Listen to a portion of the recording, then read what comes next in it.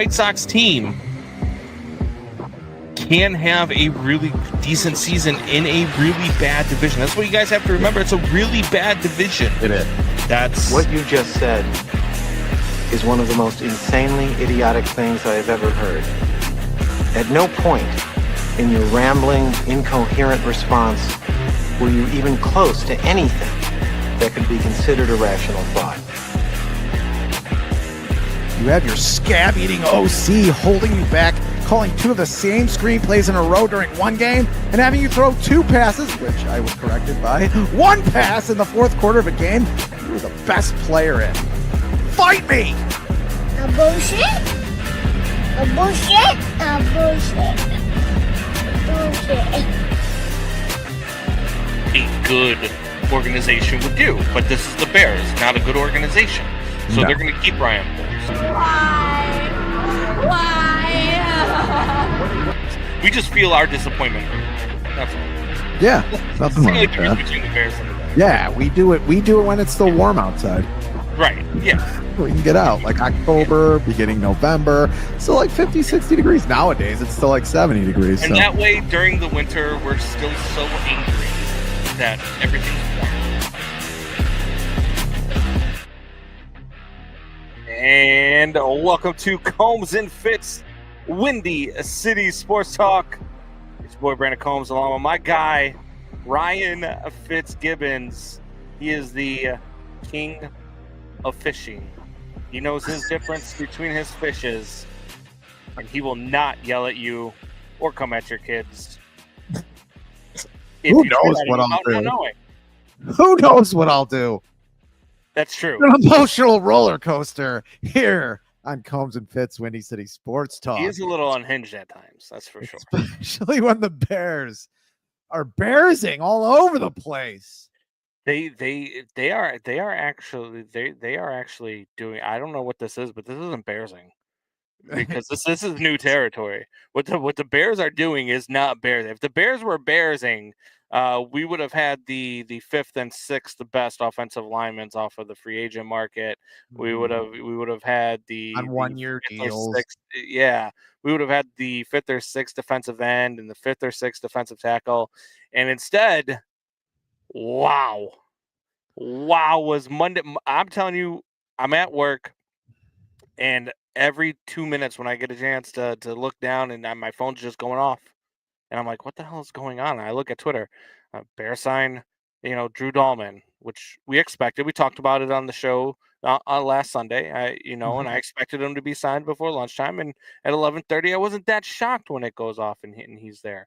But then I was still shocked. Grady Jarrett becomes a Bear. Deo Odengbo becomes a Bear. And I'm like, whoa, what is going on? Bears are getting everybody. And they're spending all sorts of money. And it's, this is what I think we expected last year in the offseason that we didn't necessarily get, right? When we got, Coleman Shelton, who is now back with the Los Angeles Rams, by the way, in case you didn't know that. Why? And we got all sorts of no guys. Ryan Bates. Yeah, we signed guys to play center that were guards and tackles, and instead now you get Joe Tooney, you get Jonah Jackson, you go and get Drew Dahlman. You get Grady Jarrett and Deo Odengbo. Not to mention, you got the number one coach that everybody in the NFL wanted to come coach there, and now all of a sudden it's the Bears, and it's coming together, and I find myself having to kind of breathe. Yes, don't go too far, because you still have to see it, on the field, right? Because on paper right now, look, it looks just as good as it really did last off season, minus the Shelton thing and in the, all of the offensive linemen that, we were kind of questioning going into it. But with, the trade to go and get Keenan Allen, and with the opportunity, oh, wow, North Carolina just got into the Brown. Wow. As an 11 seed. Wow. Okay, sorry about that. Brackets dropping right now. North Carolina's getting in. So I found myself having to kind of calm down, right? And I've got, I'm doing all sorts of things. I mean, most of you guys know, with BetMGM tonight, and then over at 670, and working at the media school now. Like I'm just always surrounded by sports and always talking sports, and I've got people in my ear saying the Bears are going to win the NFC North. The Bears are going to win the NFC North. There's I no, and I'm watched like, one guy at work say, "I'm not going to get too excited. It is the Bears." And then he talked to him. He talked himself in to Super winning the Bowl. NFC North. He was like Tony Romo on the call with the Chief Bills game when Tony Romo was arguing with himself. Like, Yeah, it was they had a 3 and 4 person booth all of a sudden. It was hilarious. Doubting Thomas says, "Glad the sky isn't falling anymore." And he's yeah, got Wayne Gacy as yeah. his I know. I saw. profile pic, his I new wasn't ready. moniker. Talk about Wasn't hurting children. Thank wasn't you, gonna Doubting address it. Thomas. Yeah, Um, probably shouldn't have. yeah. Johnny says, "So when during the show do either of you predict 12 wins? I mean, Has your Johnny. win total changed?" I was gonna say, doesn't Johnny have the White Sox winning 70? So I think us picking 12 for the Bears would not be 75. the craziest thing on this show. Oh, 75. Yeah, 75. 75 Um, wins. yeah, I have to have they even reached 5 If wins they in won spring play? 75 wins, I was just thinking about this. I don't know why I'm thinking what he says, but I was thinking Wow, why? about him for some reason, having him take up my brain space as I usually do for no reason. And I was thinking if the Sox won 75 games, they'd probably be a Dylan Cease and a Garrett Crochet away from being in the playoffs. Yeah. So if they did win 75 games, I'm jumping out a window anyway. Yeah. Not gonna happen. Um, But anyway, yeah, it's I don't know. I don't even know what the win. I mean, because look, their schedule is going to be brutal. I mean, there's a lot of really good teams, a lot of playoff teams on their schedule this year. A lot of those games are on the road, minus the Las Vegas Raiders. Their road schedule is pretty brutal. So I'll see as it goes on. You got to see what they do in the draft. I mean, it's not over yet. I mean, you don't screw up the draft. Don't get crazy taking Ashton Genty at 10. no, Don't do any of that. Continue no. to build your offensive line and defensive lines through the draft. Get some players that you can go ahead and develop behind your offensive lineman and your defensive lineman that you went and signed, your veterans. And this is what good organizations do. And I know that the Bears are not necessarily a good organization, but this is what good organizations do. They go out and they get the top free agents, and then they draft talent to develop behind them in Yep. case of injury, in case, as they get older, retirement, all that Luck. stuff. Yeah, just to give them rest.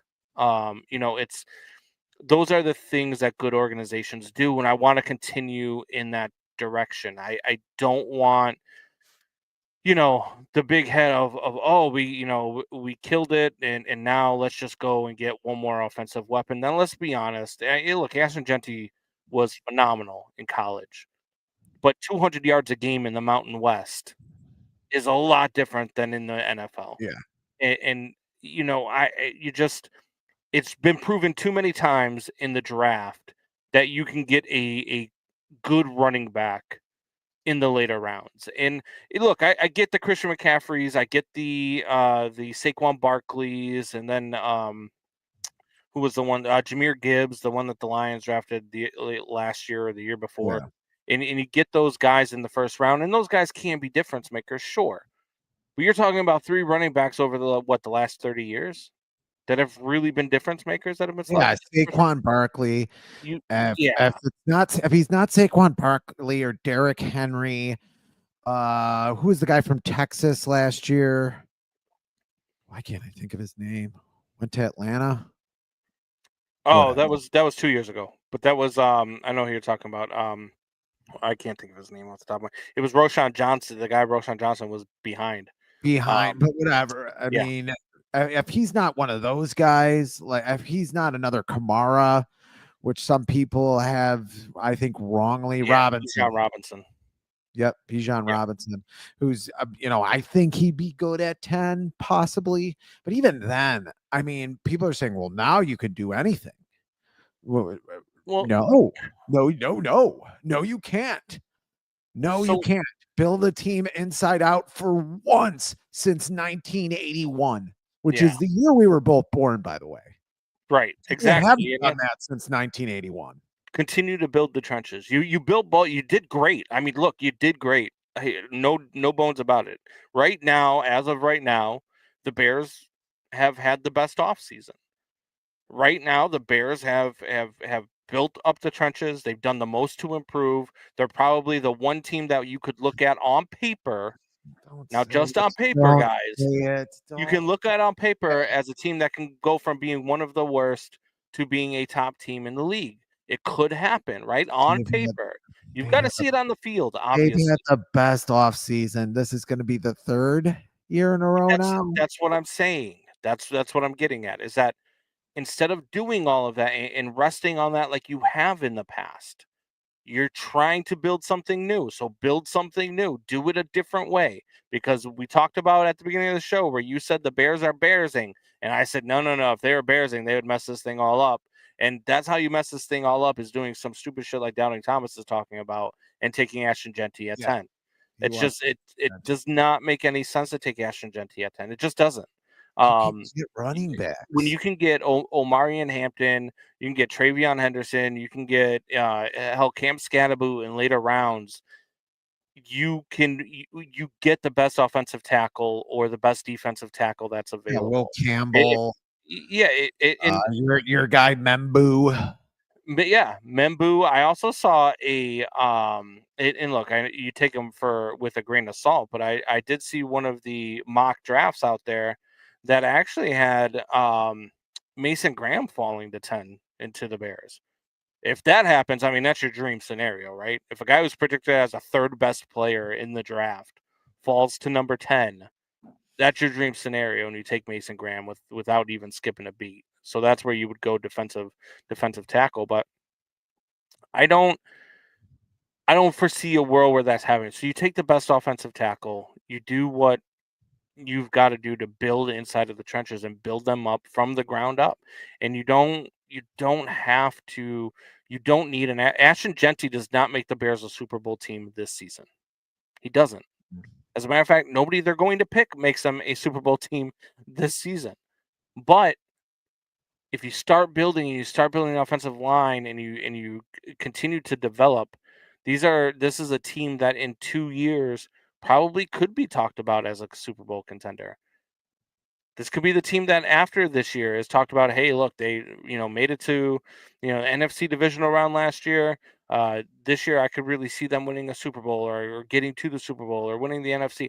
Like this is that type of team that the Bears are building, and they need to continue on that trajectory because nothing you grab this year in the first round, including Ashton Genty, is going to take you there. So if you're not that one pick away, if you're not that Ashton Genty away from being a Super Bowl team, you don't just reach and grab them. You take I the don't even best think he's player on the Reggie. board I in don't your even need. think he's Reggie Bush. I don't even think he's a Reggie Bush. I mean, I don't know. I could be wrong, but I think he could. I think he Bush could had a be. good career, but not Yeah. great. Well, Reggie Bush was also a kick returner, right? And I don't think Ashton Genty is that. I think Ashton Genty could be a. I'm trying to think of a good option. Like it was the Saints before Kamara. That was Sproles, Darren Sproles, type running back where he's really good out of the backfield. He's got decent hands, and he's sneaky fast, and you can use him in a bunch of different ways. That's who Ashton Genty is going to be in the NFL. I don't see Ashton Genty is not Alvin Kamara. Ashton Genty is not the second coming of Adrian Peterson, like I've heard some people try to compare him to. It's wild the And love that this kid is getting. For I mean, look, he was didn't great. you just Numbers were describe great, but it was the Deon- Mountain West Conference. didn't you just describe DeAndre Swift? I Yeah, mean, kind of. But we know that Ben Johnson didn't like DeAndre Swift's running style either. It yeah. didn't jive with his game plan. That's why he left Detroit. That's why they ran him out of Detroit. It's because Ben Johnson didn't like him. So I can't imagine a scenario where DeAndre Swift is the Bears starting running back week 1. I'd be surprised if he's the Bears starting running back heading into training camp, to be honest with you. Do you want to see what Ben Johnson likes when asked Yeah. about what lineman he likes, the presser after some of these additions with Poles and Ben Johnson, who looks like he's on his second term of his presidency. For some reason, he's aging rapidly already. Here's a little bit of that. It comes after a question of what he looks for in offensive linemen, which obviously I love to hear and you hate because they're not talking about wide receivers. And we'll go to it. Yeah, we want some tough, some gritty, some dirty individuals, and we feel pretty good about the two guys we got. Smart is a word that comes to mind, particularly with the interior players. We need guys that we love to have some versatility to our scheme, some multiplicity, if you will. And so we got a couple guys in the building now that we feel strongly can handle a variety of different concepts and schemes that we might want to employ each and every week. Beyond that, I mean, their play speaks for themselves, just in terms of what the tape says. The character, the integrity, it's top notch. I can speak firsthand with Jonah, and Ryan can speak firsthand with Joe. I'm really, really excited to get these guys in the room, combined with the coaches that we've already put together for that room. I feel really good about the style of play we'll have this year. Joe at left and Jonah at right? Yes, that is. Yep. Ryan, with Joe, how do you frame the value of his arrival, both from adding an on-field proven standout and what he can offer behind the scenes as well? Yeah, Joe's seen a lot, both from his time in New England. I still remember it feels like yesterday where we were signing him in the Kansas City when we were trying to get our offensive line right so we can make a push and win championships. And that's exactly what he brought. So he's seen a lot of different things, played with a lot of different players. So there's a level of maturity and leadership that is definitely going to enhance not only just the offensive line room, but our entire roster. And then with Jonah, for both of you guys, what did your homework turn up in terms of what his 2024 was like in Los Angeles and sorting through that? Yeah, just there was a position change. He started out playing center. That's out of, you can ask him about it, but that's out of position. So it just started up a little bit choppy. But when you go back and see when he was in Detroit, I go all the way back to Rutgers when I watched him. The guy is made of the right stuff, and he's capable of really helping us up front, anchoring, but also getting pushed in the run game. Yeah. Hey, the guy's a Pro Bowl caliber guard, so that's what we're going to get out of him. Ryan, can you speak to the process? Is it just me? Specifically when you talk about signing Joe Brady, or does Ben Johnson sound like the smarter football guy in these press conferences where he's sitting right next to Ryan Poles? Like, Ryan Poles looks like the guy who is, or sounds like the guy who is like really trying to just say the right thing, while Ben Johnson is trying to be like, no, this is the football thing to say, and this is the truth, and if you don't like it, tough shit. Yeah, he's the Pro Bowl caliber guy. Like I saw some interviews from him. I don't know. I don't remember him being this forward, but he is definitely blunt. And Doubting Thomas says Genty is no Quentin Johnston. So that was a shot at you. Yeah, when you were running around Bourbon Street. The guy's got Quentin Johnston, a serial killer as his profile picture. So that's that guy, right? How serious we can take him, but not to back up. But he seems to know. And when he's talking, they're also talking about Joe Thuney, who's, I mean, I don't know if that's breaking news. Jeremiah was, had about 5 comments that he was going to be the guard, but looks like Joe Thuney is going to be your guard. He's not going to play left tackle. Maybe he's a backup left tackle, and they bring on and they have some guards. I just said that to try to get you to stop crying about it for a week, and it worked for about a week. But now he said he was a top 10 left tackle last year, and I think that's already better than Braxton Jones. And I don't know Braxton Jones with the break that he needed surgery on, if he's ready to go in the season. So everybody seems to think he is now. I thought he wasn't supposed to be, but let's say he is. Do you think that playing on a line next to Joe Thuney and next to Jonah Jackson and Drew Dahlman, can improve and turn him into the tackle that everybody thought that he was going to be? Yeah, you know what? Maybe it does. I don't want to maybe again, but if you got those guys on the line, you got Darnell Wright on the other side, like Well, you're you're going gonna to have have maybes, weak right? 'Cause points of the line. You're gonna even have if weak. they draft your left tackle, even if they go out and they get, whether it's Membu, who I like, or it's Will Campbell, or whoever they go and get, if they draft a tackle, I mean, that's still a question mark too. Even though They they're best tackle in the draft, it's still a question mark, they'd right? say that the length of I don't even know this crap when they get Will into this Campbell's stuff. But arms. the length of Will Campbell's arms. There's never been an all pro with arms as short as Will Campbell at left tackle. I don't think ever. But I mean, I don't know where that land. I mean, he's supposed to be great, so I don't even know what the hell that There's means. also never been a right guard with 42 teeth and Yeah, I don't. and Yeah, 6 cataracts in his left eye that has ever yeah, yeah, yeah, whatever. yeah, I But hate those. Those you're are right. You're right. They might need time anyway, and you might have Braxton yeah, Jones starting and them coming in when they get hurt. I mean, these guys get hurt a lot. right. And get banged up. So it's not like the guy isn't going to be playing a lot. Yeah, I mean, it's just, I don't know. I just never thought Braxton Jones was the guy. I could be proven wrong, and you could be right. With a line like that, I didn't think they would be able to do this.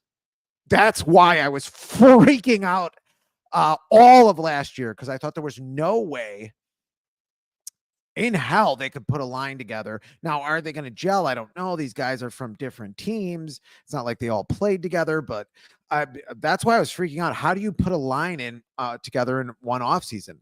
And it seems like with each one of these stories, now what they were talking about with Jonah Jackson, he only played 4 or 5 games last year. Yeah. There was an injury, things like that. He was good before that. And then Ben Johnson says, well, he's going to be, he's going to be a Pro Bowl right guard. The O-line and Jeremiah with the O-line in better shape. It's okay to have Braxton over there. He has to have good players next to him. Yeah, and that's what I was talking right. about. You guys Could he be that I mean, it could help and it could hinder, right? Like it could be we find out very quickly Braxton Jones isn't the guy that they thought he was going to be or that they wanted him to be, and we wouldn't be that surprised by that, right? Because it's just kind of been what the Bears. I think we're at a point now, and I think that a lot of Bears fans were at this point where we're just ready to move on from everybody, right? Like you wanted to clean house from the old regime, and you want to feel like it's a brand new regime, with the exception of Caleb and DJ Moore. You wanted everything else to go clean house, and maybe Jaquan Brisker, if he decides that his headaches aren't too bad to play this year, and a couple of other players. You wanted a whole clean slate, right? Like you didn't want any stench of the old regime. Yeah, And throw the 6'8", 200 or 330-pound baby out with the bathwater. Yeah. You kind of feel like with everybody coming in and Braxton Jones staying, it's the White Sox firing their GM and president of operations and hiring Chris Getz. It's like, wait, anywhere, what? anywhere you can shoehorn in a White Sox, just anything. Well, they are the definition of bad management, are they not? I mean, if you look it up right now, like yes, the organization, you look up White Sox right now. Now, but through, I mean, even the Bears, I thought outdid them last year. I think the Bears outdid them last season. I really did. I really thought they did, because they were more disappointing. I mean, why was it? And that's the thing. Why wasn't all this done a year ago? And Poles is sitting up there, and you're right. Ben Johnson does sound like the smarter football guy. He definitely does. But why is Poles sitting up there like, oh, look at what I did? Like, yeah. And he did. And getting Brady Jarrett, I don't think anybody thought they were trying. The Falcons were trying to sign him as of a few months ago. Just didn't work out, fell through. Like Brady Jarrett thought he was going to stay there, and now he seems pretty happy. He called, who did he call a punk bitch? I can't remember. I think it was the quarterback for the Packers, Jordan Love. I think he called Jordan Love. Oh, yes. Yeah. coach during a game in the past year. So, I mean, I don't think they thought they were going to get him, but he's up there acting. It's like, why didn't you do this a year ago? Like you almost got your young quarterback killed. But we can shut the door on the Bears. You got them at 12 wins. Let's move on. I do not have them at 12 wins. We will see again. I got to see the draft. Want to see a couple things. You know, the injuries can happen during training camp and all this other stuff. So trust me, I think that they can be a playoff contender. I think they could be a team that contends for one of the wild card spots at this point. Yes. Do you know who Jarrett's dad is? Jarrett who? I think he got the J wrong. The J instead of the G. He's talking about Brady Jarrett, Jesse Tuggle. Oh, okay. I don't know. I don't know who either of those are. I don't know if Jesse Tuggle is either. But anyway, no, I Tuggle. I probably would if I. The Falcons linebacker. No, still drawing the blank. Still drawing the blank. Was he good? For the Atlanta Falcons? Yeah, he played for 14 years, 14 seasons till 2000. All right. Well, I'll take it then. Yeah, no, it's the Bears are. We'll figure out. You know how many games we think they're going to win. What we think they're going to do later on in the offseason. But as of right now, look, just on paper, I think the Bears have had one of the best off seasons in football. There were some other surprising moves in the NFL, though, right? Like, I mean, did you see Geno Smith getting traded to the Las Vegas Raiders from Seattle, and then Seattle going and getting and trying to upgrade with Sam Darnold? Yeah, you know what? I should have thought that Geno Smith might go to the Raiders. I'm guessing they'll Because still of Pete Carroll? Yeah, I'm guessing they'll still draft a quarterback though, and maybe this will be the same thing where they bring in Geno Smith and then the rookie quarterbacks ends up playing just like Russell Wilson did. I forget the old quarterback played on the Rams, I think, that they brought in when Russell Wilson was in. Right. When Russell Wilson was a third rounder, and then he just starts playing. Everybody said he was too short, but went to a couple Super Bowls. Pretty good quarterback, even though you hate him. It makes sense now, but I would have never called it. No, I would have never called it. You're going to find out quickly whether or not Sam Darnold was just a product of Kevin O'Connell and really good coaching in Minnesota, right? Because I mean, you're not going to get that right now in Seattle. And not only that, they just traded DK Metcalf. I mean, granted, you do get Cooper Kupp in return, but that's not the same. I mean, if there's 2018, 2019, you're ecstatic about that, right? But not now, not in 2025. And that was another one. I mean, like the DK Metcalf trade, DK to the Steelers. Was interesting, and then the Steelers almost immediately move on from Justin Fields, which that was a surprise to me too. Yeah. And then the Jets going and picking him up, that was a surprise to me too. Like Jets, yeah, and he's going to be the starting quarterback at the Jets with nobody there to. He's going to have an opportunity. There's nobody there to take over for him, and so I like the move for Justin. He does get to reunite with one of his old wide receivers from Ohio State and Garrett Wilson. And he does, have a coach that hopefully or apparently believes in him, because they do go out and get him. I mean, they make a trade for him. They do what they have to do to go and get him. I just can't believe you go from. I mean, you do have the stop in, with the Steelers, but you go from the Bears to the Jets, the two teams that have killed so many quarterbacks. I know.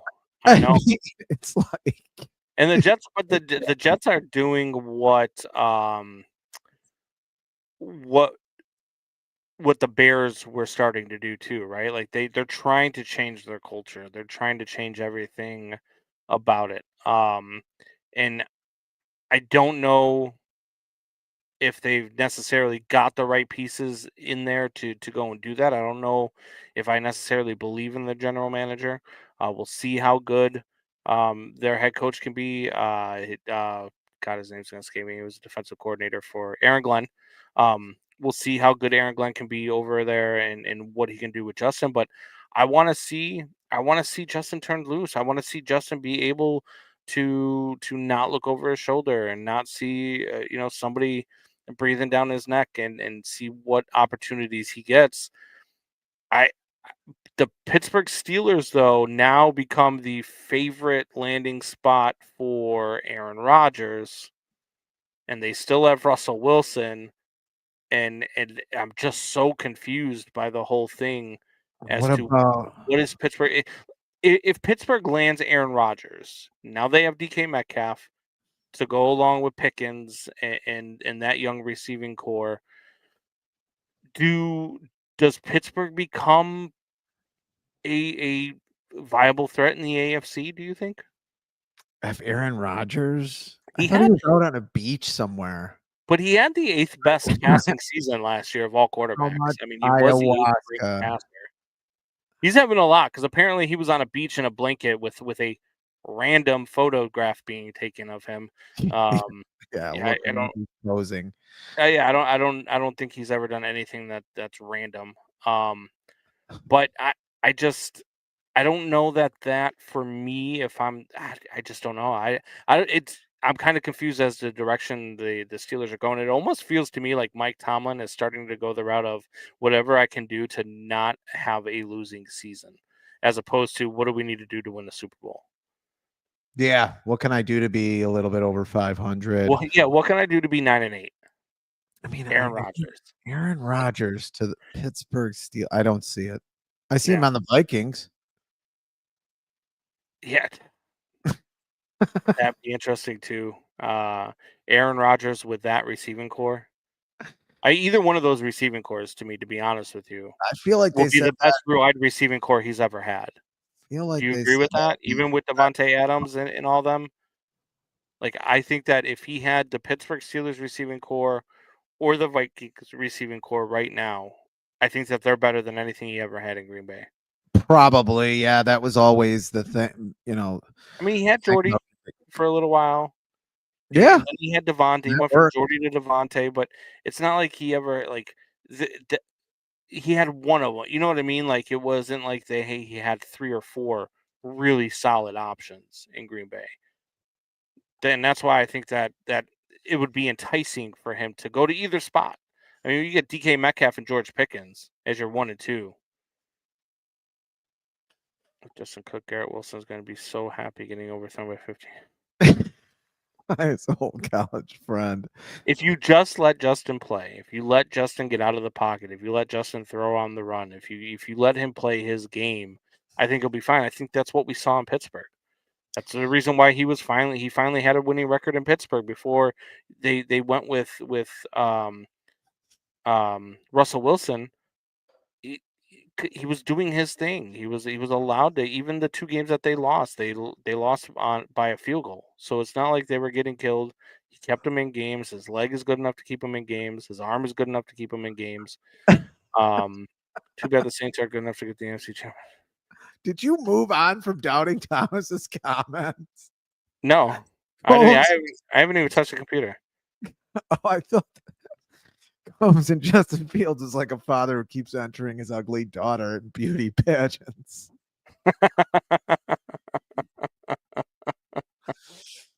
Ever see Little Miss Sunshine? Great movie. Great movie. I don't know why that. I don't know, man. I think that he never really got much of a chance. I mean, I'm sorry, he never did. No. But I mean, I think he's going to be the best quarterback in the league? No, but it'd be good to see him get a shot somewhere. It would be. It would be a lot of guys good have for him to gotten get a shot with an offense and with a coaching staff that actually gives him a chance. Sam Darnold sucked for years, and he went to the Jets, and they were terrible around him. He got into a good situation, and he did good against the Vikings. I mean, with Vikings and against them. And in the playoffs, he was sort of against the Vikings. But had a great year. But anyway, too bad the Saints weren't good enough to get to the NFC championship game to intercept a Rodgers pass to go to the Super Bowl.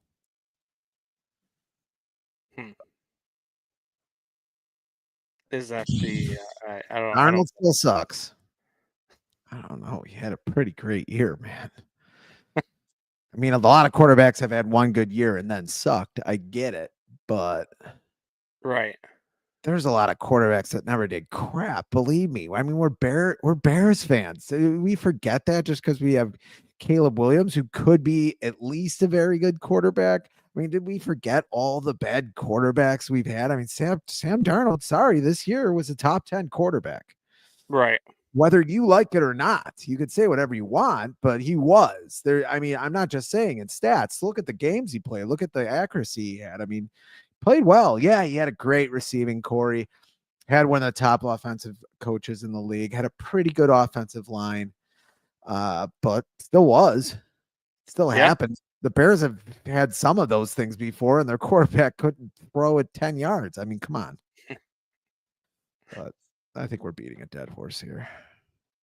Yeah. I mean, I don't know. I don't know that we're beating a dead horse, but I just think that I'm putting it up for a beauty pageant in a beauty pageant, taking that dead horse that is our daughter and putting it in a beauty pageant. This guy. All right. So, were there any other things that you wanted to? Are you okay over there? I don't know why I keep laughing at that, but yeah, I'm good. So, I got news for it. Sam Darnold still kind of sucks. Yeah. I mean, he had a out of body experience, I think, for 14 weeks. Yeah, I mean, he was still a top 10 quarterback. I mean, like I'll say it again, he was still a top 10 quarterback for the year. For I 14 mean, weeks. Yeah, no, he really he just had he a was bad stretch much. at the end of the season, and he was Yeah. terrible in the playoff game. Yes. But we'll see. Like I mean, only time's going to tell us. Same thing that we say with everything, right? Because like even the Bears, I mean, you've seen it as a Bears fan. You've seen where it's like, oh wow, this looks really good, and then it's like, I guess it's not that good. Yeah. So, Pool anything goal. else that surprised you? Not really. The Justin Fields thing probably surprised me the most. Did not see the Jets going that way. I guess it sort of makes sense. But you know, no, nothing. That dog don't hunt. Nothing. I think it's going to be a really interesting draft. It's wide open. I don't know why everybody's so interested in Shadur Sanders in the draft. I don't know why you're interested in any of these quarterbacks. Why he's going up and down. He's going to be taken in the first round somewhere. Like here's the rumor that I've heard, and this is from a guy who covers the Giants and who sits with Tiki Barber in his radio station. Do this rumor and then the Bears rumor. It's the Giants, no matter who if they were to land Aaron Rodgers, or if they were to go out and get Russell Wilson, or if they do land a veteran quarterback, they're taking Shadur at 3. They love Shadur Sanders.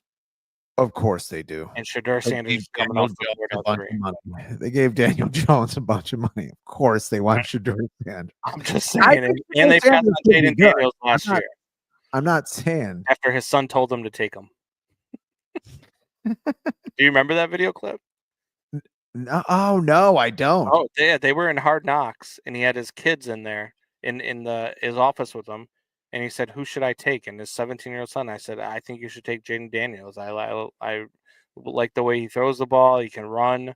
He's like, "I think he said it's your first year as a GM. You got to kill it," and he just kind of laughed it off, and then passed on Jaden Daniels. And so Daniels pretty good. He was. Still don't know if that body's gonna. He did end up with Malik Neighbors, just nobody to throw him the ball. Yeah. So there's that.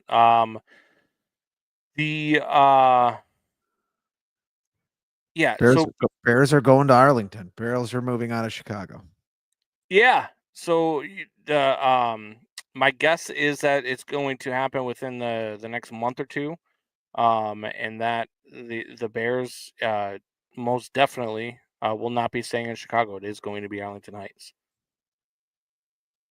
There's a Pete Carroll surprised. I got Not Geno really Smith. shocked.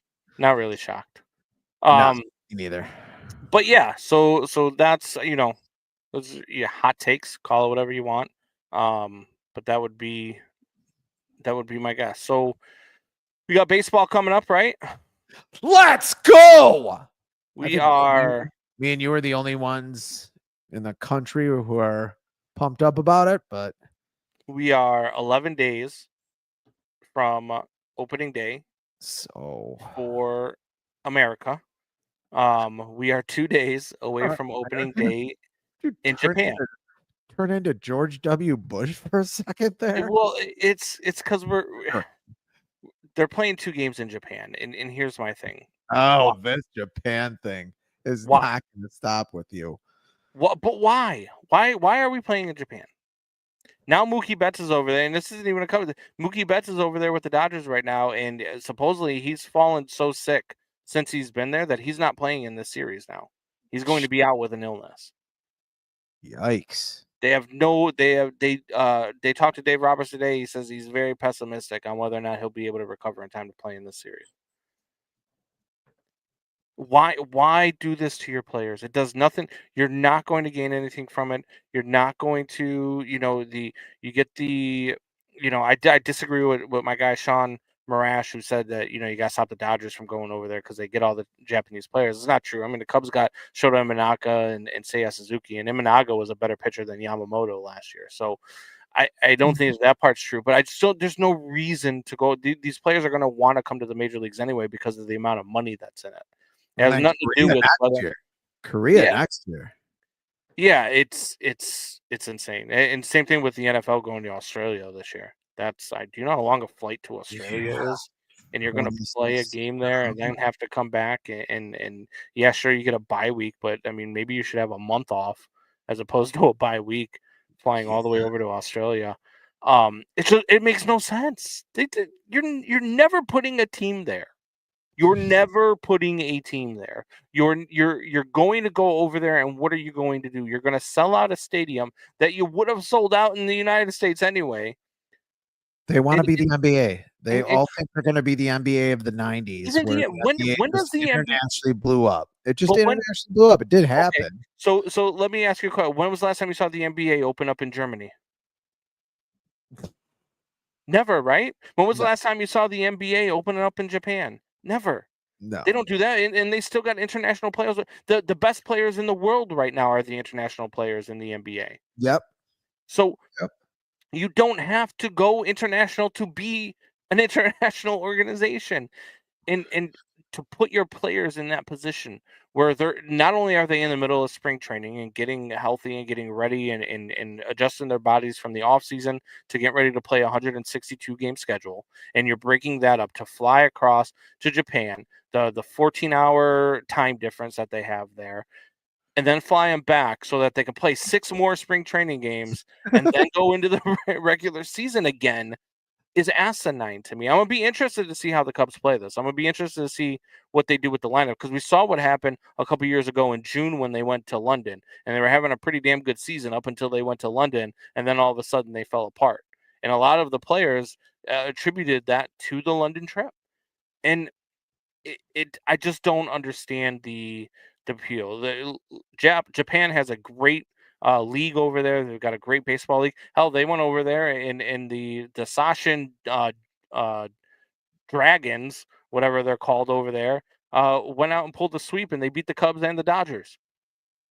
So, like, they've got really good ball players over there. They've got their own thing, and then those ball players aspire to come over to Major League Baseball, not because they can't play baseball in Japan, but because they can make more money in Major League Baseball. So I just don't understand. I don't get the point of going over there. The 5 a.m., whatever. I mean, I'll wake up for work in the morning. I'll turn the game on. I'll listen to it on 670 to score on my way to work. I will consume the game and watch it, but because it's a regular season Major League Baseball game, even if the Cubs weren't. Last year, I watched it when the Dodgers were playing. Who did they play? Was it the Yankees? I believe they played the Yankees last Yeah. year over there in Japan. So whatever game it was, I was watching it because that's just I'm a psychopath about Yes. watching baseball. So I wake up early when games are in Really Japan. any sport. Really Yeah. any sport. When 2020 happened and baseball wasn't a thing, yes, I was betting Korean League baseball. Yes. And I was watching Korean League baseball. Shanna says I'm excited for opening day. Let's see if the Sox bomb it again. That's almost a They're guarantee. gonna win 75 games. You heard They're Johnson not. Stevens first. They're not. They're Do you want to do the American League Central? let's do all of them. Oh, we already did 2 divisions 2 weeks ago that nobody remembers, including us. Let's do the American League Central. Oh God, do we have to? Yeah, I mean, kind of. Look, I think that the Kansas City Royals and the Detroit Tigers are going to be the teams that are fighting for this division this year. I really do. I think Cleveland had way too much that they've lost. Turnover. Yeah, they've had a lot of pieces that have gone to the wayside. You talk about you lose Naylor, who was a big piece for them. Their starting rotation now is Tanner Bibby and then Gavin Williams, Luis Ortiz, Ben Lively, and Tristan McKenzie. I don't know that that's moving any needles. And then you got Santana, Arias, Jose Ramirez, Brian Roquillo, Stephen Kwan, Lane Thomas, Will Brennan, and Kyle Manzardo is their starting lineup. So I just don't. It's not the same now. When you look at Detroit and Kansas City, Detroit was good last year. And Kansas City, it was a powerhouse last year. And so they weren't in. Who was in the ALCS? It wasn't Kansas City, right? It was Cleveland. Who was against the Yankees? Because I know 3 of the final 4 were from the Central. I think it was Cleveland, right? If I remember correctly. No. Pretty The sure. Royals. Was it the Royals? Why don't I remember this? I don't remember it either, so don't feel bad. It's all the drugs are a pain in the ass. So I like their rotation. He's over Cleveland. You were right. Yeah. You're right. I like their rotation. I like the depth that they've built between Reagans and Lugo, and then they've got Michael Waka and Lorenzen. But their lineup to me is probably the best in the division. With Salva Perez, Bobby Witt Jr., Hunter Renfroe, yeah, MJ Malone. Bobby Witt might be the best player in baseball. As a matter of fact, I had a baseball draft that started today. The first player picked off the board in the first round was Bobby Witt. He wasn't that far off Judge last year. He really wasn't, especially as he came on at the end of the year. Pacoda's got the Minnesota Twins at 87 wins. Pacoda's stupid. Yeah, this is what I do. Can I do what I do or no? You can do what you do, but Pacoda's stupid. Can't. Okay. I mean, good counter argument, I guess, for a fucking 10-year-old. But it's not like I can go even lower than that, actually. Let's look at the Cubs or look at the White Sox win total and tell me Pacoda's not stupid. 62 wins, baby. Pacoda's stupid. So the Detroit Tigers too. I mean, you got Tarek Skubal, Jack Flaherty, Olson, and Cobb. They've got a really good rotation as well. A tough division again, man. I mean, I don't think Cleveland. I don't think they're going to be as good as they were last year, but I don't think they're going to be bad. And I think Detroit's going to be good. I think they only have Detroit at 79 wins. They have Kansas City at 81.5, whatever that. Obviously, health is going to play a big role, but I mean, Detroit went and they beefed it up with. I mean, adding Gleyber Torres this offseason was a huge addition for them. And then, I mean, obviously, you got the competition over at shortstop. Rumor is Javier Baez is going to be the starting shortstop heading into the regular season, but they do have Trey Sweeney there as well. So it'll probably be a short lease for Hobby. I don't think he's lasting the season there. Yeah. Dude, what a fall from grace, man. I know, So just sad. terrible. Talk Yeah. about a guy with one good season, maybe Just 1.5, one and I a mean, half. too, right? Like 18 and 19, he was like like I think Maybe he the best finished shortstop second. in the league or one of the top I think he shortstops. finished second in MVP voting in 18. And I think he was top 5 again in 19, if I'm not mistaken. And he was good. I mean, and he made things happen. And he's still a tremendous shortstop. I mean, he's still defensively one of the best shortstops in the league. But offensively, oh, I mean, you could put me out there and it would look probably about the same. And that's not good. That's not a good comparison. When Yeah, when you I are the Brandon Combs of shortstops and made at the major league level, that is not a good. swings from last year. Yeah, And he was doing that with the Cubs too at times, but I don't know. Maybe he's reading his own clippings. He's drinking with yeah, Yoan Moncada. I don't even know, but yeah. So for this division, I'm gonna go with Kansas with the City to White win. Sox again this year, Yeah, that's gonna be I think Kansas City's gonna win this division with 95 wins. whoa. I think Detroit's going to be a wild card team with 88 wins. And I think that those are the only 2 American League Central teams that get into the playoffs. What about you? Uh, you know what? I'm not far off with you there. I don't think Kansas City's going to have 95 wins. I don't even think they win 90. Possibly, maybe 88 to 90. I have them in that range there.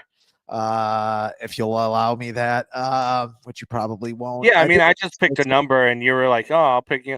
Well, I have them. You know what? I have them More anywhere between 88 65 and to 95 92. wins. All I have right, anywhere 80. from 65 to 95. So anywhere in that range I'll have is them where at the 90 Twins are. wins. 90 wins. How about that? I'll have them at 90 wins. Okay. All right. 90 and 72. How the Sox ended the 2006 season, which still pisses me off because they had such a good team that season. Yeah. There was a wild card; they would have been in the playoffs. But And now, if they go 72 and 90, you'll be ecstatic. yes. Yes, I will. What a difference 19 years makes. But yeah, no, I think the Royals do win this division. I think Detroit's right there. I think they're going to battle all year. I think Detroit has a good team too. Maybe a Detroit wild card, 86 win season. Tigers can be pretty good. Like I said, Glaber, Parker Meadows in center field. Like I said, Riley Green. And Javier Baez, batting eighth. Whoo, boy. I think Trey Sweeney will be taking that over. So yeah. And then we have, the Chicago White Sox, who I have at a win total of 51 wins. Did we forget about the Twins? Do you know who this? We did totally forget about the Twins. Do you want to? I mean, well, no. I mean, do we forget about the Twins in this division? I mean, I didn't forget about the Twins, but do we forget about the Twins in this division? Like, are they just? They're just that team that we know should win 84, 85 games, but they're only going to win 71, 72 every year now? Is that just what the Twins have been resigned to? I guess. I mean, they still got some guys who can absolutely. I mean, Carlos Correa, if Byron Buxton stays healthy the entire season, which will never happen, by the way. But if he somehow does, I mean, he's Luis Robert North. Really, I mean, with they won 82 games last year. Definitely a better bat. Oh my God! Look at this division. I just pulled up the division standings. Cleveland 192, Kansas City 186, Detroit 186, Minnesota 182, White Sox 145. Hey, half. If you're 41, they won half the amount of the fourth place team. Of the fourth place team, they won half the amount. 41 games out of fourth place. Do you know who the White Sox opening day starter is going to be? No. You don't. Sean Burke. Okay. And no, I did not make that name up. That's why, 51 and a half games out of the division last year. Can I play the announcement to Sean Burke being the opening day starter on here? There's no reason to play it. Not going to do anything for our show. We'll probably lose listeners. So is it, like, hey, you're going to be the opening day starter? And he's like, great. Great. It's kind of like that. Berkey, what's up, dude? Hey, how's it going, man? Good. I'm good. You know, the other part of it is who our opening day starter, and then couldn't be more excited to name you our opening day starter. All right. What is he So wearing? congratulations, dude. You just crushed it this camp. The way that you just take care of your business, your presence, your professionalism. You like to pitch in the cold, right? So like, let's go, let's do it, man. Could not be happier for you, man. You are so deserving. So congratulations. I appreciate it. Awesome. It'd be awesome, but I appreciate it. What was he wearing too? Tell him to keep his cleats on. Yeah. Will Venable with a little bit of energy, but It was kind of the same thing with Paul. I watched the Paul Skeens one, and it was like, it was almost like Paul Skeens was like, yeah, no shit, I'm the opening day starter. Like, but it was like they tried making a big deal out of like, hey, you're going to be our opening day starter, Paul Skeens. He's like, well, yeah, who the fuck else was going to do it? I'm not your number two. it's like, there's some Yeah. intriguing stuff with Sean Burke, 3rd round pick. He's got a good slider. His fastball moves, but I don't know. Thomas says, who are these fucking guys? Major League reference. Might have to watch that tonight. Yeah. You got, so Davis Martin is listed as their number 1, even though it's Sean Burke apparently who's listed as the number 4 on their depth chart. We've got Perez, Jonathan Cannon, Martin Perez, and Drew Thorpe. Yeah, Drew Thorpe would have probably been their opening day starter. He was the centerpiece of what looks like to be a bad Dylan Cease trade already. So stop me when you hear a name you recognize. Then here's the White Sox bullpen: Gus Varland. I hate you. Cam Boozer. Penn Murphy. These aren't the names. They are Brandon Eisert and James Karinchak. Closer is listed. Are you ready for the closer? Mike Clevenger.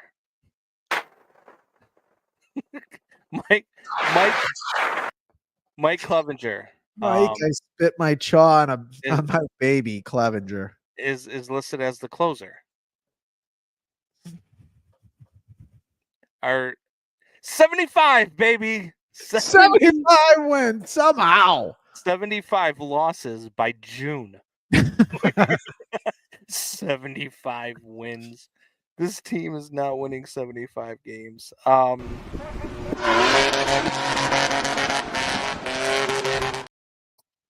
know it seems impossible that they could be worse than last year. As the worst team of all time. But let me ask you this. If I told you that the max that they were going to win this year is 54, 55 games, would you root for them then to only win 40 or 39? Because if you're going to be bad, why not be the best at being bad? Like, be the worst, like top last year's worst team of all time. Because then you don't have to watch any games after April. Yeah, and I think they don't get a top 10 pick again. That's gross. I mean, and which is just like that baseball's going to change all of this. Just so they've got to change that rule. That is the worst rule in sports history. They're going to change like putting a lottery together to force people to want to win something, but not to let a team in it is insane. Yeah.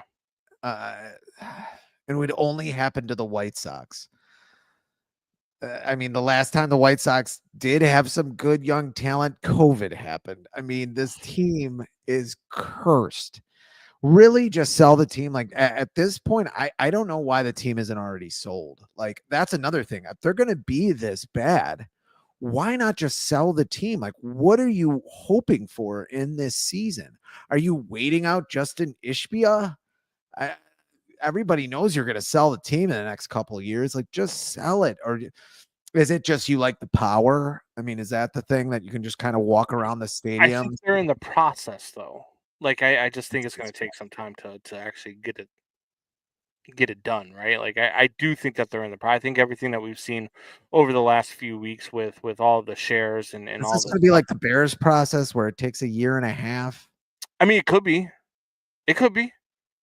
but at least there's there's a light at the end of the tunnel. It might not be very bright, but there is a light at the end of the tunnel right now, and then hopefully it'll get brighter as it gets closer. Um, it's going to be bad. All right, let's move on to the real team in the city. Let's move on to the NL Central. Oh God. So the NL Central: Cubs, Reds, Brewers, Pirates, Cardinals. I think the Cardinals are going to be abysmal. I hope that they lose more games than the White Sox. Um, I think the Pittsburgh Pirates are going to be equally. Yeah, I think they're going to be equal to what they were last year. I think they're going to be a 72, 73 win team that is on the rise, but just can't get over the hump because their owner, much like the White Sox, does nothing to help improve the team and just gets rid of players once they come up for their contract. So that brings us to Brewers, Reds, and Cubs. The Brewers, I think, don't have enough. No. But I said this last year, and they were damn good last year. Yeah, they were. Um, and so, but when you look at this team on paper, beyond Freddie Peralta, and Brandon Woodruff, you've got Nestor Cortez, who wasn't great in New York, and they moved on from him. Aaron Savali, who can be good in stretches, but has a tendency to give up a lot of runs. And then Tobias Myers, we'll see how good and how healthy he's going to be moving into the season. But even in their bullpen, I mean, they don't have anybody that you would recognize minus their closer and Trevor McGill. In their lineup again, I mean, Contreras, Hoskins, Terang, Caleb Durbin at third, Joey Ortiz at short. Jackson Chourio is going to be a stud. Jackson Chourio is already a stud. As a matter of fact, we had somebody the other day said that they were probably going to bet him to win MVP this year, which I think is wild. Yeah, much. I mean, if Yelich has a great season, maybe. Yeah. They don't Yeah. really have a third baseman. I can see them being an 82, 83 win team. Yeah, I'm there. Yeah. And then you've got the Reds and the Cubs. Look, the Cubs, we've talked about this team. We know what they are. We know what they're lacking. They're lacking another big bat. They're lacking some really good back end of the rotation. And I swear to God, if it happens, because I heard it the other day that they were close to a 1-year deal with your boy Lance Lynn. Like, it just makes no sense. Why would you do something like that? You still would have no back end of the rotation help, even if you went out and got Lance Lynn. That fat fuck would get Here killed he comes. in He comes. Wrigley. I watched the guy, adjust his balls like Eat a 20 salad. times. Eat a salad. I think the Cubs are about an 88 win team. I really do. I think they're going to be a little bit better than they were last year. I think this division is won by the Cincinnati Reds. I really do. I think Terry Francona taking over this roster, and what they are. I mean, you've got some really good depth on this team. They've got the best rotation in the division with Hunter Green, Nick Martinez, Adolo, Singer, and Abbott. Brady Singer. Don't Yeah, sleep on him either. right, and they brought in Taylor Rogers, who can eat up some innings as well in the bullpen. Alexis Diaz, one of the best closers in baseball, and then their lineup, man, with Tyler Stevenson behind the plate, might be the best hitting catcher in the division, and that includes William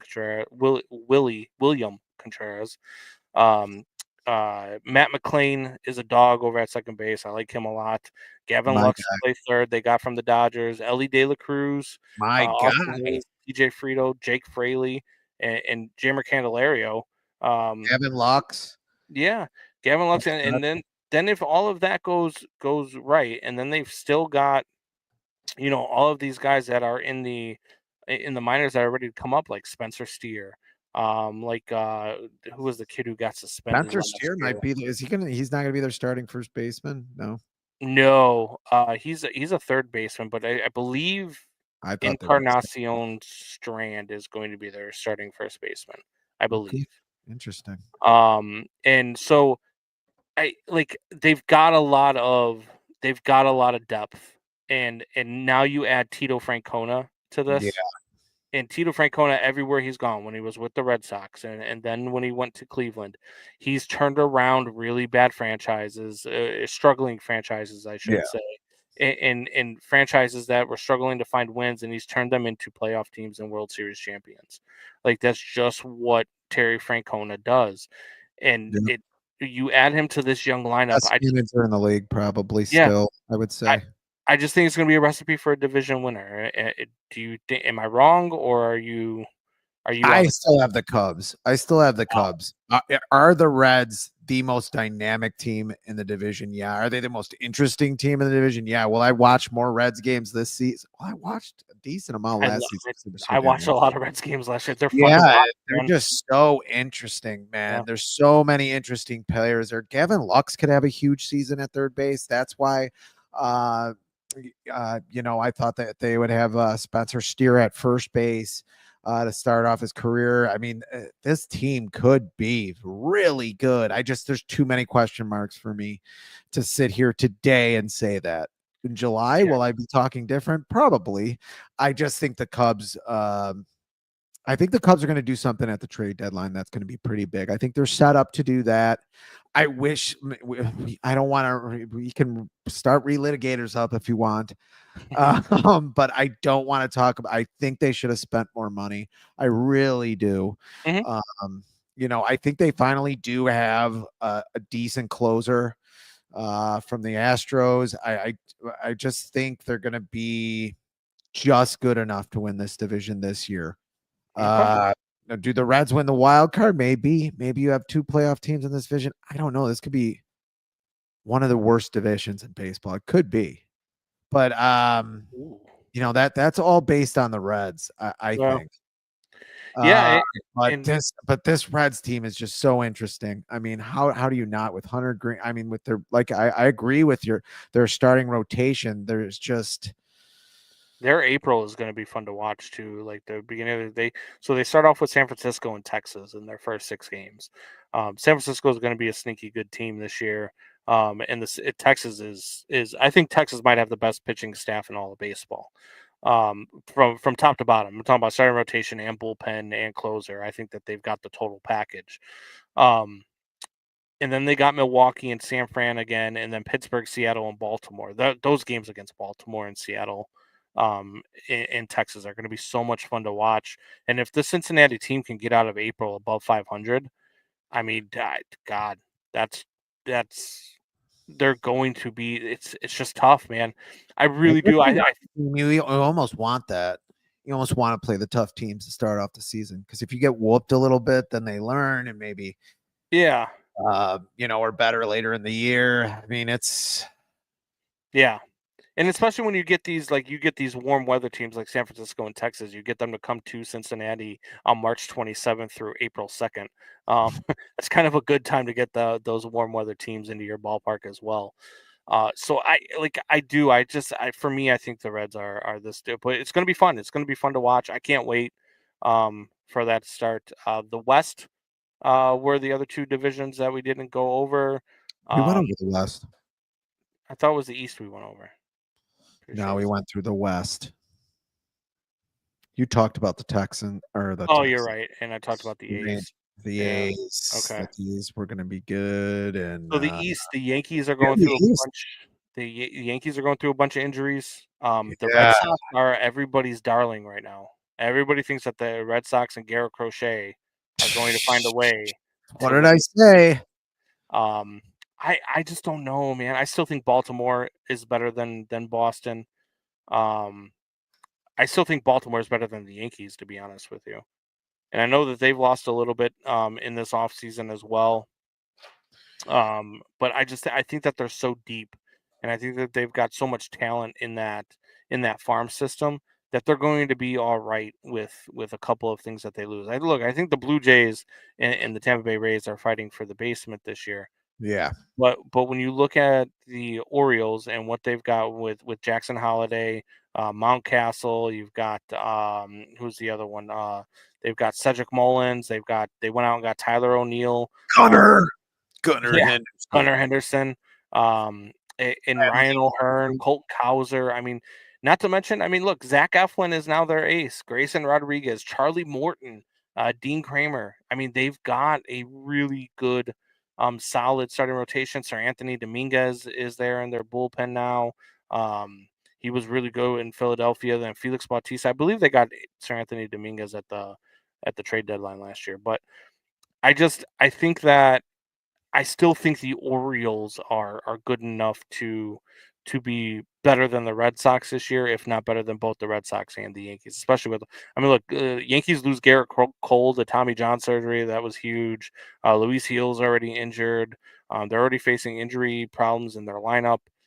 It just could be one of those years for the Yankees. You just kind of feel like it's trending in that direction for the Yankees, where you were like, oh yeah, World Series, and now maybe missing the playoffs. Who knows? Trevor Bauer in this division, they should. They really should. Any team should. Any team that needs a pitcher should. I mean, the guy won a Cy Young his last full year in the major leagues. Yeah, and then and then he goes to Japan and Mexico and never has an ERA over 3. Yeah. Like I don't understand why team. And he says he would play for free. He said he will do a year for free. And teams still aren't giving him the chance. Like, so they should go out and just say screw it and get Trevor Bauer. There's a lot of teams that should say, the Cubs should say screw it and go out and get Trevor Bauer. But it just seems like he's being blackballed, because he's too outspoken and had a couple of tweets a few years ago. So what do you think about the East? Who are you picking? I'm going with the Orioles. I'm gonna have to call you an ignorant slut and say this. The Red Sox, I think, take this division. I do think the Alex Bregman was a big pickup, especially for this lineup. I think they needed a right-handed bat in this lineup. Still got we got Trevor Story as well. Because they got 2 White Sox and Garrett Crochet and Liam Hendricks. Maybe. Liam Hendricks is throwing the way he threw when he was on the White Sox when he didn't have cancer. They did have a quietly good pair. The problem that I have is the back end of their rotation is Walker Buehler and Lucas Giolito, 2 guys who we know Lucas Giolito. I thought Lucas Giolito was hurt. He is hurt, but that's the back end of the rotation, though. Still, the planned back end of the rotation. And Walker Buehler is one of those guys. Look, if he can return to Walker Buehler of 6-7 years ago, probably not that long ago, maybe 3 or 4 years ago. Yeah. Then sure, you might get excited about that. But there's just too many question marks there for me for that. And then again, like their lineup, DH helps them. You can even have him play a little bit of third base now and then to give. I don't know that Devers is going to DH. I think Bregman's going to be their second baseman. I really do. And I think Devers is going to stay over at third base. And I think that whoever was going to play second before they signed Bregman now becomes the DH. There's no reason to move Devers. He's a Gold Glove top tier third baseman. And he's the face of your franchise right now. And I know you went out and you got Alex Bregman, but I think they went out and got Alex Bregman with the ideas that he was going to play second base. Are you not picking the Red Sox because they got Bregman and the Cubs didn't? No, I didn't want Bregman. I told you that. I didn't want the Cubs to go get Bregman. Mm-hmm. Well, rewind the tape because I said it here on this show. It didn't make sense for them to go get Alex Bregman. It didn't make sense for you to say that. Okay. Okay. I'm just saying it didn't make sense for you to say that. I'd rather have a commodity, a known commodity, than Matt Shaw, then the next Nick Madrigal come up and play third base. His own team that he's been playing for did not want to re-sign him for the amount of money he was asking. Well, Houston Astros aren't re-signing anybody. I mean, that's why you got their best player. That's why the Cubs got Kyle Tucker, their best player. Why would they want to keep Alex Bregman then too? They're retooling or doing whatever they're doing in Houston. They're finding a new garbage can to hit on. I'm just saying. They are moving everybody everywhere. I mean, they moved Jose Altuve to left field. They did. Yes, they did. He's going to play left field for them. I did not know that. Yeah. He's playing left field. Mauricio Dubon is going to be playing second base. I believe they have another outfielder that is going to be switching positions, and yeah, Jordan Alvarez will now just be an everyday DH. So there's a lot of movement up there in Houston, but no, for me, I'm picking Baltimore. Just I like Baltimore a lot. I really do. They're a fun young team to watch. Watching them and watching, if they're playing Kansas City or if they're playing, the Cincinnati Reds or something, my eyes will be locked into those series because those are just fun teams to watch. And when they go at it with one another, it's good baseball. It's good viewing. So that's why I'm going with Baltimore. In the NL East, I think is a little bit more interesting, right? You got the Mets, who spent a ton of money this offseason, went out and got Juan Soto. You've got the Atlanta Braves, who hopefully will get a full year out of Ronald Acuna Jr. and hopefully he stays healthy this year because baseball is Yep. better when he's good. And then you got the Philadelphia Phillies, who I think are the best team in the National League, and that includes the Dodgers. I just think the Phillies are deeper. I think the Phillies have an equal lineup with a little bit more depth on their bench. Um, I really like the Phillies. I like the Phillies in this division, and I actually think the Mets are the third best team in this division. I really do. I think that they are behind Philly, and I think they're behind Atlanta still. Yeah, the Braves just have too much young talent. Plus, the Braves have two ex-White Sox pitchers, Ronaldo Lopez and Chris Sale. Don't they have Eric Fetty now too? Do they? I thought that they did. I could be wrong. But yeah, they also have Spencer Jesus Strider Christ, and who threw the the two Braves? Spencers. Yeah. How do you get two guys in the same damn clubhouse named Spencer? I don't know. Such a I popular name. I But don't like the name Spencer. they've got Spencer Strider and Spencer Schwallenbuck. You should like Matt that. Olson, Austin Riley. Yeah. Uh, And yeah, then Raisel Iglesias in the bullpen. Matt Olson, like you said, Austin Riley, Ozzy Albies at second. yeah, Ronald Michael Acuna Jr. is Harris. good. I mean, a lot Yeah. of good young talent there. Ozuna, I think, is back again with them. So there's a lot of talent there. Is I this the think best that division in baseball? I think top to bottom, yes. Yeah. I think top to bottom, yes. I think it's going to be the best division in baseball. It's going to be interesting. What happened? How long does it take for Mets fans to start jumping off of bridges? Because I mean, Why? with What this the team, hell? well, because they spend so much money, and year after year after Yeah. year, it just fails. It just fails, and they move on, and they go and they get Juan Soto. The first third of their lineup, pretty good. Yeah, George no, Soto, Alonso. That's going to be pretty good. But after that, I'm not sold. yeah. When you're talking, I mean, they did go out and get Jesse Nimmo too. Winker I at like the 6. Brandon Nimmo, or I'm sorry, not go get Nimmo, but they re-signed Nimmo. Yes, that's good. He's good. Yeah, Starlin Yeah. Marte is still there. Jesse Winker. I'm Yeah. not. Yeah, I'm not that sold on the Warner. Mets. Like I don't know. Yeah, so I'm gonna take Philly in this division. What about you? God, do I want to agree with you again? I really was high on the Braves last year, man. High on them. I had them They just winning got riddled with injuries, man. You just got Yeah, screwed with they injuries. 'Cause really they were did. so close. That division, the Phillies didn't run away with that division until mid-September.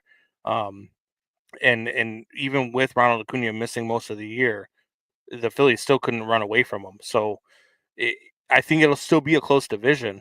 I think in the end, I think Phillies just got too much.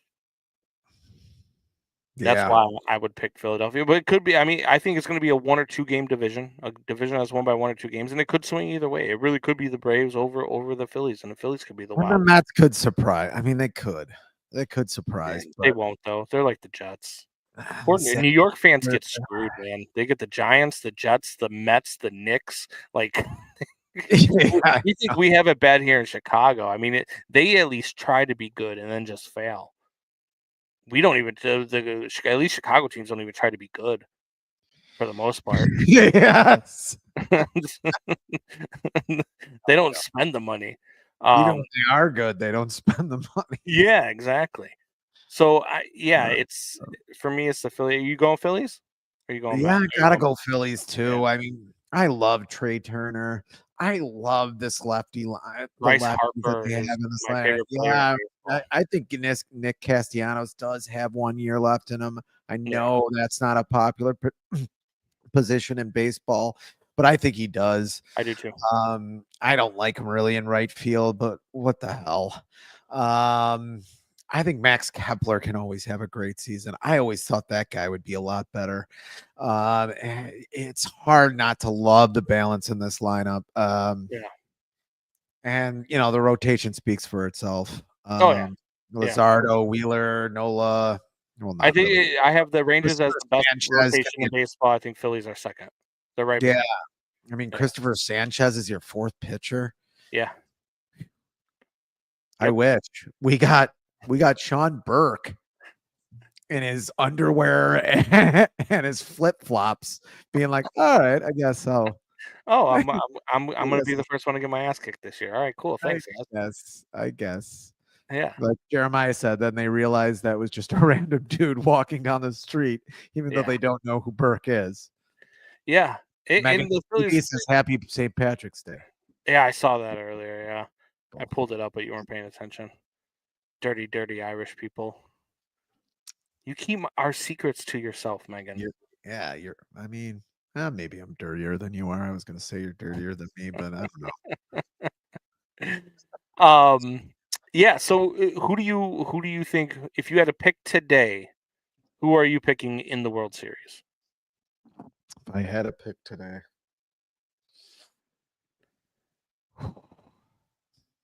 that's a tough one, man. It's hard not to take Boston because I really like Garrett Crochet added to that mix. And then they got Alex Bregman. I really think that's big for their lineup. But I do like the Rangers. I'm going to take Boston. Yeah. And even though I don't have them winning the division, You're gonna go Braves. I'm gonna go Braves. Why not? 2 years in a row. I'm gonna go with the Philadelphia Phillies out of the National League. I just think that they're the best team top to bottom, and I think this year is the year that they'll put it all together and just have that complete season. And I've got them beating the Kansas City Royals in the World Series. Oh boy. Yeah, I think the Kansas City Royals are that team. Yeah, I think they were really close to the ALCS last year. That series with Cleveland was really good, and I think that they can get over the hump. And I don't think that with the Yankees being as injured as they are, despite going out and making some moves here to shore up this rotation over the next month or so. I don't think that anybody else has that same firepower that the Royals have in the American League. If the Royals somehow win that series and they win they'll have won 2 World Series in 10 less years than the 2 Chicago teams. They'll win the same amount of World Series than the 2 Chicago teams in 10 less years. Yeah. There you go. Kansas City Royals people. They're good, man. They're really good. Ugh. I'm sick. Hard to pick against the Dodgers. That is where you're wrong, Doubting Thomas. If I had to bet today, and if it was available for me to bet today, it's still not out there yet. The line for the Dodgers to not make the NLCS, I would bet the Dodgers to not make the NLCS. The NLCS. Yes. I said it when we went over the divisions. I think that this team is an injury away from not having a good year and from just being really disappointing. They are an injury away. They are it's already starting in the first season with Mookie Betts being sick in the first series. You know what I mean?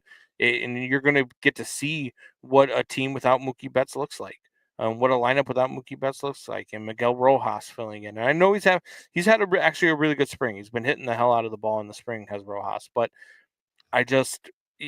I feel like if you lose Shohei Ohtani or you lose Mookie Betts for an extended period of time, or if Sasaki isn't the pitcher that you thought that he was going to be, or if you go through injuries on your rotation, which tends to happen, it's just not. It's not going to be a good year for the Dodgers. And look, I talked about it today on our show on Sunday's Bets. If you don't, let me ask you this: in the next 5 years, the same question I posed on the show earlier. If you, in the next 5 years, how many World Series do the Dodgers, with the amount of money that they've spent on this roster, how many World Series do the Dodgers have to win in the next 5 years for it not to be a disappointment for you? I don't know if win, get to, or like, be right there. They'd have to be like every year, be right Yeah. there, or into the World Series almost every year. Let's say make the World Series 2 out of the next 5 years. Baseball's weird. See, I would say you'd Maybe for me 3. you have Doubting to. Thomas says 2. I'm 2 I'm World I'm I'm there Series. with every year. You've at least got to be there every year, but you should be winning with the amount of money you're spending on your roster. You should be winning it every year, and nobody should be touching you because nobody else is willing to do the things that you're doing. Nobody else is willing to spend the money that you're spending. Baseball's a weird sport. Round bat, round ball. Now imagine if I tell you, yeah, if I tell you that we get to 2030, okay, and the Dodgers win 0 World Series between now and then.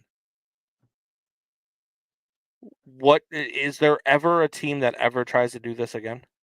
I mean, I think the landscape of baseball is going to change anyway, and you might not be able to do this again. But let's say it stays the same. Let's say you have it. Would another team ever try to spend this much money again? I think they do. There's just too many teams. The Rangers spent a lot of money. The Phillies spent a lot of money. Those event. I know the Rangers, didn't make it back to the playoffs last year. They did have a lot of injuries.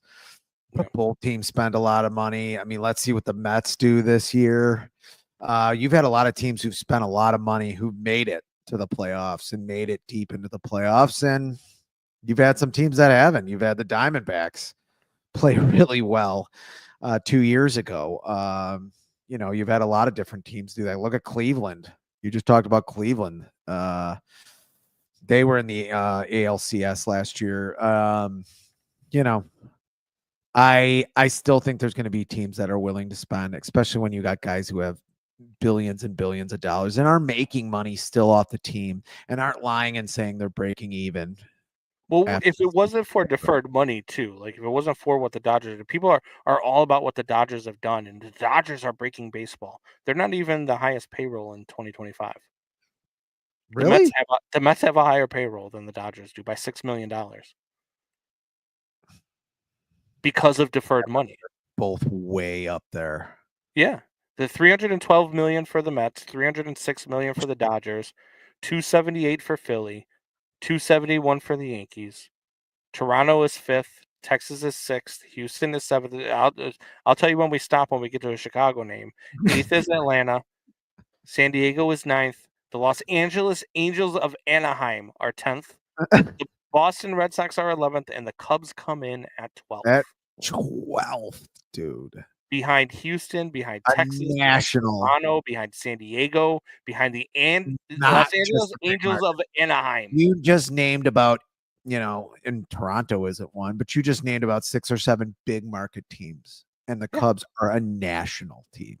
And the White Sox come in at $55 million.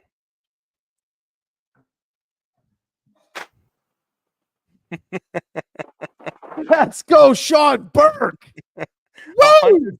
$130 million less than what the Cubs come in at. Let's go, Sean Burke in your underwear. They only don't finish last because the Miami Marlins have a $47 million payroll. The Athletics are slightly ahead of the White Sox with $57 million, and then the Tampa Bay Rays ahead of that with $72 million. Yeah, those are the 2 other teams you want to be in the same conversation as. It's. I mean, we've talked about it, and we could talk about it for days, you and I. But it's crazy. Bracket. Do you want to touch on the bracket real quick before we get out of here? I'll pull it up real quick. Yeah, let's touch on it. I didn't even know it was. I know it would be coming out. Yeah, it dropped. The selection show was at 5:00. All of the the bracket is out. Let me pull up the tournament challenge page and go This is into exciting. This is exciting. my bracket. Doing anything for St. Patrick's Day? What's that? Are you doing anything for St. Patrick's Day? No. Couple shots, screwball, passing out, I have to work all day playing from Fortnite. from 7:30 to why can't I say? Oh, there it is, my brackets. All right, here we go. Let me pull it up here. Let me share. You don't have to I say everything you're doing. What about you? really- What are you doing anything for St. Patrick's Day? I'll eat some corned beef. Okay. Then I'll pass out playing Fortnite. No, I don't play Fortnite. Yeah, not We ate much. our corned beef yesterday. So looking at these brackets, let's check them out real quick, see who got screwed. Auburn will be in the same side of the bracket with Creighton, Louisville, Michigan, UC San Diego, who's a sneaky. We'll talk about that in a little bit. They're a sneaky pick. We had Mike DeCourcy on the show earlier this morning from CBS, and he likes UC San Diego as a Cinderella pick. Yale and Texas A&M, Ole Miss, Iowa State, Lipscomb, Marquette, New Mexico, and Michigan State. Lipscomb? Yeah, they won their tournament. You act like you know, like you've been rooting for Lipscomb for years. Lipscomb's been in the tournament a couple times over the last 5 years, so that's why I know the name. That's a total lie. No, they have. That's a total lie. Stop it. Why is that a total lie? I'm getting the production team on that one. I'm getting Skynet on that one. You get your internet on it, but so 2025 and 2019. So, yeah. 6 years ago. Yeah. So that's not a bad bracket. That's not a bad draw for Auburn. I mean, you got Michigan State in there. Yeah, I could see them losing to Michigan State. I could also see them losing a second round game to Creighton or Louisville. I really could. I think Auburn might be the first 1 seed eliminated. Does Duke win it all? I don't know, man. Florida's really good, but the way Duke handled the ACC tournament without Cooper Flagg was pretty impressive. Yep. I mean, they almost gave up like a 20-point lead to North Carolina in the semifinals, which I think is why North Carolina got into the tournament. They're going to be a play-in on the 11 seed, which we'll talk about here on the other side of this bracket here. I believe that is where is North Carolina? Because that's what I've been already seen pop up on my timeline is that people are like, why is North Carolina You think in? they bring out Bill Belichick here for it is. an inspirational speech? Yeah, so UNC could be if they beat San Diego State and they become the 11 seed to play Ole Miss. That's a scary 11 seed for Ole Miss to play. Yeah. UNC can absolutely beat Ole Miss. Now all of a sudden, they'll get the winner of Iowa State and Lipscomb, and now all of a sudden North Carolina, as opposed to looking at San Diego State or Ole Miss, you're looking North Carolina in the face, and you're just like, uh-oh, well, like this is not what we signed up for. So maybe a tough draw for Auburn. Duke, let's look at their side of the bracket. You asked about them. They've got Baylor, Mississippi State, Oregon, Liberty, Arizona, Akron, BYU, VCU, Wisconsin, Montana. They've got kind of a light bracket. Robert Morris. Good old Bob Morris. Alabama. Alabama's a sneaky play too, but I think Duke comes out of that side of it. Houston gets SIUE. Gonzaga, Georgia, Clemson, McNeese, Purdue, High Point, Illinois. Illinois, there they are. Texas and Xavier. That's going to be a good playing game, Texas and Xavier. Troy and Kentucky, UCLA and Utah State, Tennessee and Wofford. That's a tough bracket for Houston. I actually might pick I think this could be the bracket where a surprise team comes out of. You could see anywhere. I could see Tennessee coming out of this bracket. I could see Purdue possibly coming out of this bracket. Clemson, I could see coming out of this bracket. So there's a lot of teams in that bracket. I think that one's wide open. Florida, who I think is the best team in the country. I really do. They're Winning really it all. They're so good. Let's see their They got bracket: Joakim UConn, Noah. Oklahoma, Memphis, Colorado State, Maryland, Grand Canyon, Missouri, the Drake, never fade the Drake, Texas Tech, UNC Wilmington, Kansas, Arkansas, St. John's. St. John's. You know who's coaching St. John's? Who? John Calipari. Oh my God. John Calipari has St. John's. They won the Big East tournament. They slimy, having some chick take the test for Derrick Rose, Calipari. Yeah. Although what I like about Calipari is he doesn't fake it. So he knows he's a scumball, and he doesn't hide from it. At least I'm gonna pick. I think this will be the only not like bracket. This will be the only division where you have the 1 versus the 2 in the Elite Eight. I think so. I think you're going to get Florida versus St. John's. I will take Florida still to win that one. Then I'm probably going to go Florida, Michigan State, Duke. You don't want to say Duke. You almost couldn't say Duke. Duke, and I'll pick a wild card here. I'm gonna go with Purdue in the Final Four. Whoa! I'm gonna take Duke over Purdue. I will take Florida over Michigan State, and then Florida to win the title. Over Duke? Over Duke. That's what I would do. Duke making it. That's what I'll do. Yeah. Everybody's always got them pick tie. Combs is reading my mind. Oh God, get out of there, Doubting Tom, or you get out of there. Combs, Yeah. out of your mind. I was wondering why my stomach was starting to hurt. Yeah. Get out of your mind. Oh man. All right, so there you go. So there's the bracket. I think Auburn got hosed a little bit with their side of the bracket. I think they got the toughest side of the bracket for sure. But it's gonna be fun. Look, March Madness is always fun to watch. You gonna put your bracket out there? Yeah, I will. I'll put my bracket. Actually, you know what? I'll create on ESPN.com. I will create a Combs and Fitz group where everybody can go in and create a bracket, and we can go head to head with everybody's brackets. Let's do that. And my playoff bracket was great. I had the Buffalo Bills winning the Super Bowl. Yep, so did I. I'm not sure how that turned out. I would think I had the Eagles in the Super Bowl. Yeah, I think we both had the Eagles out in the first round. But yeah, no. So man, it was a good show. A lot of stuff. Covered a lot of ground. Oh, yeah.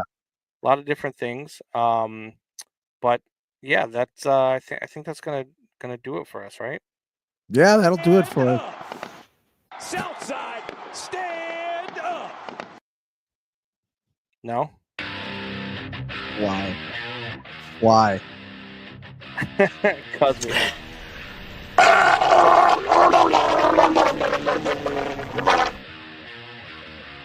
Happy St. Patrick's Day, everyone. Happy St. Patrick's Day, everybody. Drink safe. Don't drive if you drink. Everybody have a great St. Patrick's Day. We're all Irish on St. Patrick's Day. Enjoy the warm weather. We'll see you guys next week.